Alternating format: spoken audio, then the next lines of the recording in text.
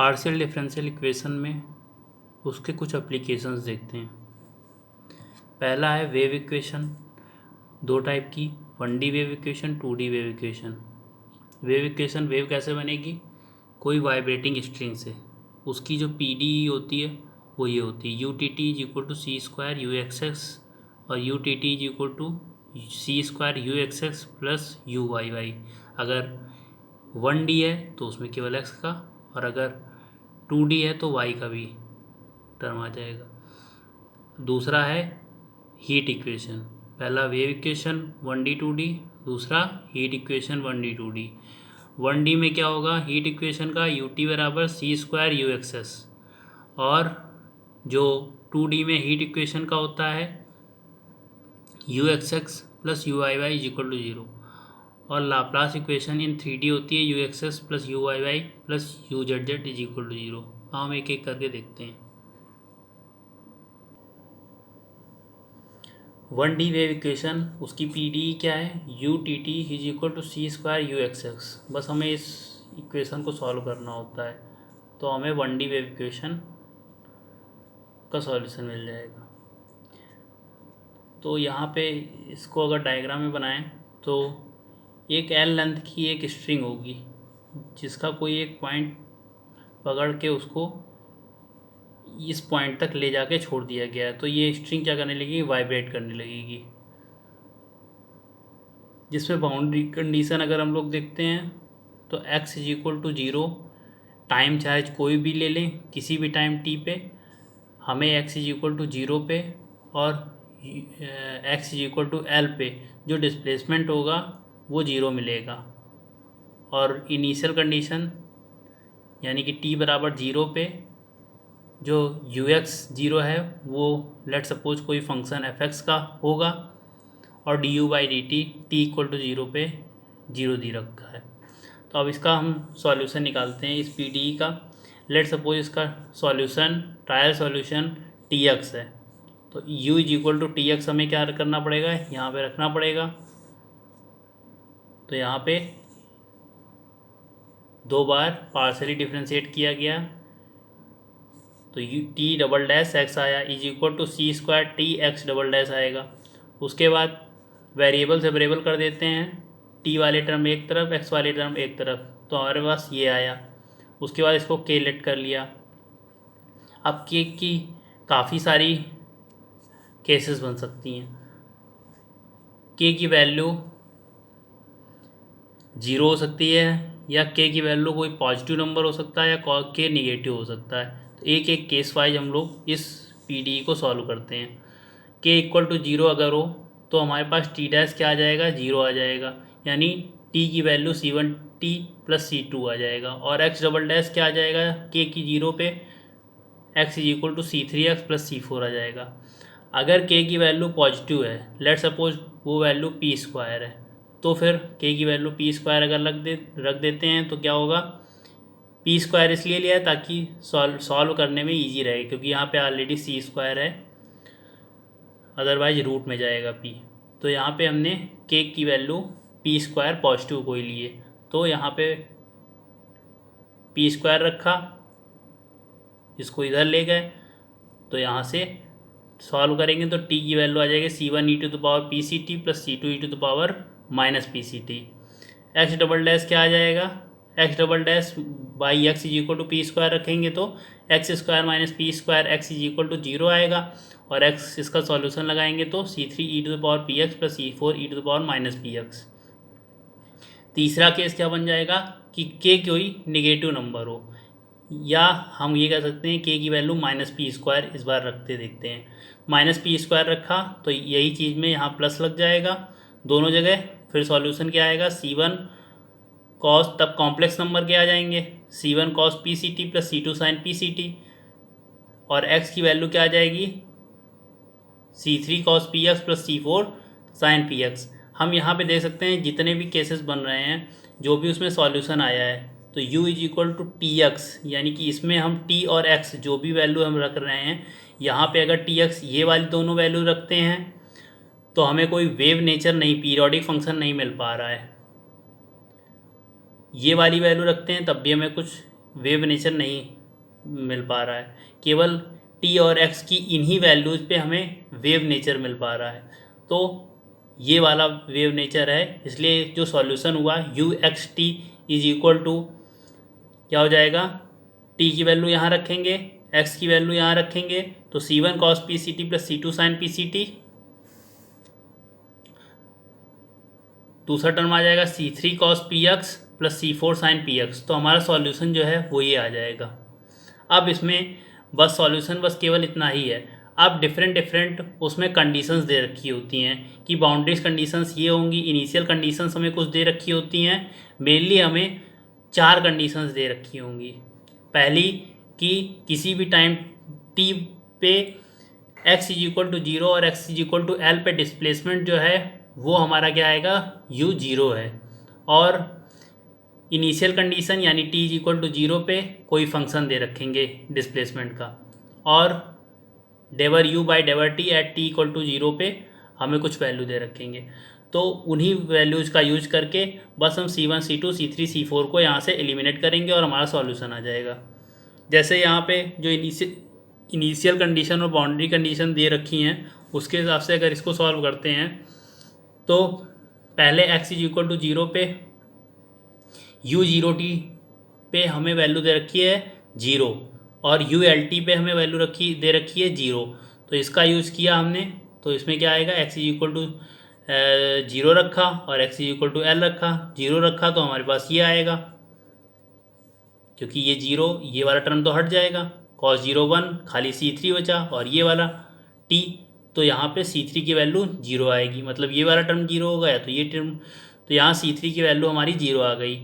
अब x is equal to l रखा इस सॉल्यूशन पे, तो अब क्या आएगा, C1 cos P C T plus C2 sine P C t. अब C3 तो हमारा जीरो निकल ही आया है, C4 साइन पी एल आएगा, तो C4 साइन पी एल रखा, तो यहाँ से ये जीरो होगा या तो ये जीरो होगा, तो यहाँ पे साइन पी एल को जीरो किया, यानी कि p की value n pi by L आएगा जो कि जनरल सॉल्यूशन होगा। अब हमने C3 और C4 की वैल्यू और p की वैल्यू हम लोगों ने निकाल ली है। नेक्स्ट कंडीशंस जो दे रखी हैं उनका हम यूज करते हैं और C3 C1 C2 की वैल्यू भी निकालते हैं। u एक्स टी क्या होगा, हमारे पास ये आ गया है, जहाँ p की वैल्यू क्या है, n पाई बाई एल हम लोगों ने निकाल ली है। अब u x t is equal to, अगर C4 का मल्टीप्लाई यहाँ कर दिया जाए तो C1 C4 उसको दूसरा टर्म ले सकते हैं, उसको a सपोज यहाँ पे लिख सकते हैं, और C2 C4 तो ये b टर्म बन गया साइन पी सी टी और साइन पी एक्स, ये लिख दिया है where p is equal to N pi by L. अब इनिशियल कंडीशंस हम लोग रखते हैं। इनिशियल कंडीशन क्या है, डेवर u बाई डेवर T at t equal to zero पे जीरो दे रखा है, तो इसको हमें डिफ्रेंशिएट करना पड़ेगा with respect to t। t के रिस्पेक्ट में डिफ्रेंशिएट करेंगे तो क्या आएगा,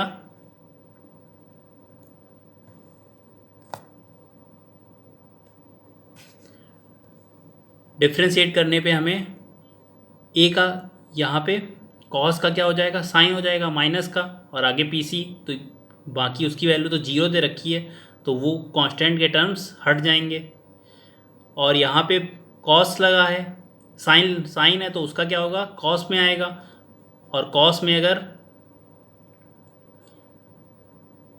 यहाँ साइन है तो साइन में अगर t इक्वल टू जीरो रखते हैं, जो डिफ्रेंशिएट करने के बाद जो हमारे पास इक्वेशन आती है, तो उसमें अगर हम t इक्वल टू जीरो रखते हैं तो हमारे पास ये दो टर्म बचते हैं, यानी एक ये टर्म बचेगा और एक इधर इसका डिफ्रेंशिएशन करके जो टर्म बचेगा वो बचेगा, क्योंकि इसमें जो डिफ्रेंशिएशन करके आएगा वो साइन का टर्म आएगा, और उसके बाद t इक्वल टू जीरो रखेंगे तो वो तो जीरो हो जाएगा, तो खाली ये दो टर्म हमारे पास बचे हैं।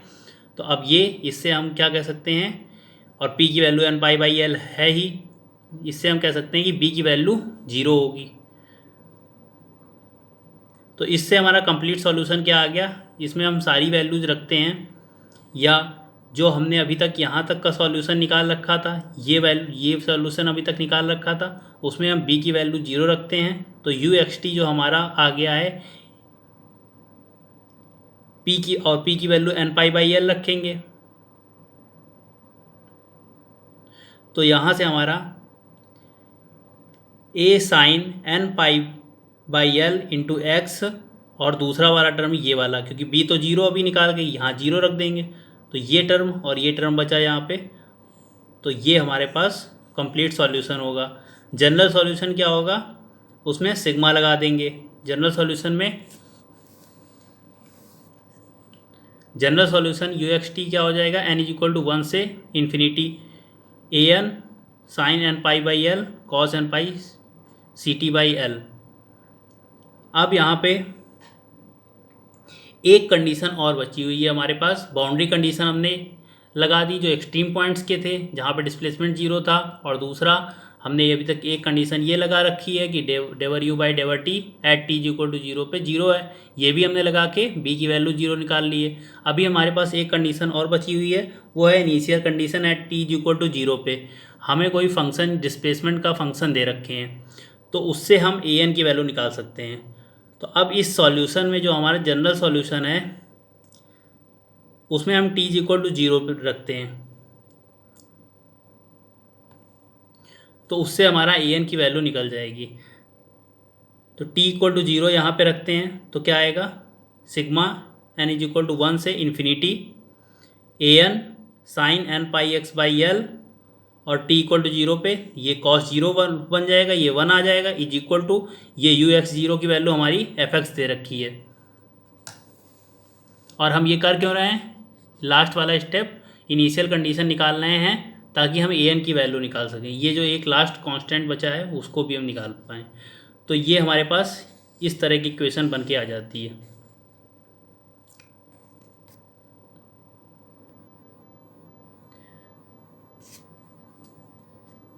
अब इसके बाद हम क्या करेंगे कि एफ एक्स और ये टर्म लिखा हुआ है, तो यहाँ से जीरो से L sine M pi X का दोनों तरफ मल्टीप्लाई कर दिया, जीरो से L sine M pi x by L, zero से L sine M pi x by L, तो इधर भी किया, ये इसमें समेशन के अंदर ले गए, जीरो से L sine M pi x by L.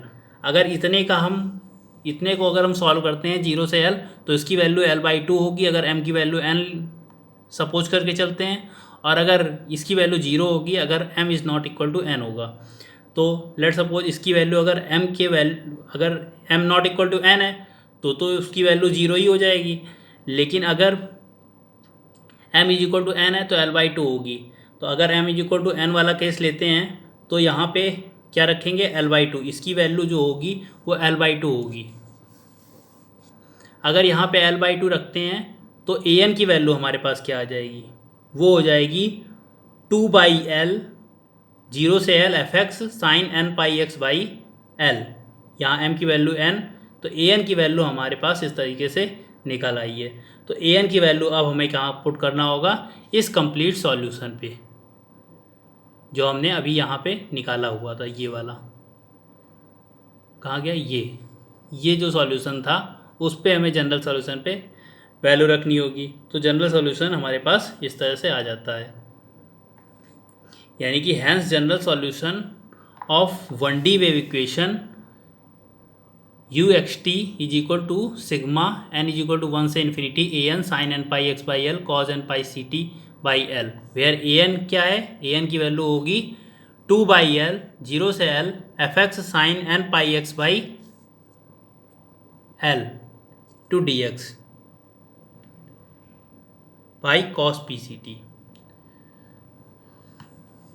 तो इस तरीके से हम लोगों ने general solution of 1D wave equation निकाली। उसमें करना यही था कि जो पीडीई थी हमारे पास पार्शियल डिफरेंशियल इक्वेशन, उसका एक ट्रायल सॉल्यूशन लिया और टीएक्स को हमने यहाँ पे रखा, उसके केसेस बनाए, और केसेस में हमने देखा कि के लेस दैन जीरो पे ही हमें एक वेव नेचर दिख रहा है और हमारे पास ये सॉल्यूशन आ जाता है, लेकिन हमें कांस्टेंट की वैल्यू यहाँ पुट करनी है, जिसके लिए हमें कंडीशंस दी हुई हैं डिफरेंट। हमने बाउंड्री कंडीशंस लगाई, उसके बाद एक कंडीशन यहाँ पे डेवर यू बाई डेवर T at T equal to zero पे दिए रखी है, तो इसका यूज करके हमने बी को जीरो रखा, और उसके बाद हम जनरल सॉल्यूशन इसका निकालते हैं, और उसके बाद इनिशियल कंडीशंस निकाल के हम ए एन की वैल्यू निकाल सकते हैं।